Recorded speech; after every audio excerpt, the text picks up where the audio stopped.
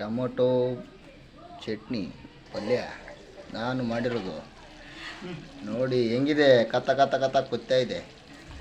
Friends ಬನ್ನಿ, ನಾವು ರೂಮ್ನಲ್ಲಿ ಒಬ್ಬರೇ ಇರೋದು, ಅದಕ್ಕೆ ನಾವೇ ಮಾಡಿರೋದು ಶಿವರಾಜ್ ಪಲ್ಯ ಎಲ್ಲ ಹಾಕಿದ್ದೇನೆ ಕಣ. ಟೊಮೆಟೊ ಚಟ್ನಿ ಈಗ ರೆಡಿ, ಸವಿಯಲು ಸಿದ್ಧ.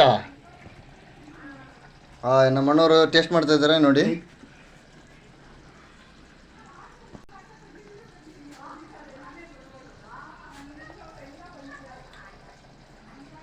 ಚೆನ್ನಾಗೈತಣ್ಣ. ನಮ್ಮ ಅಣ್ಣವರು ಸೂಪರ್ ಆಗಿತ್ತಂತೆ.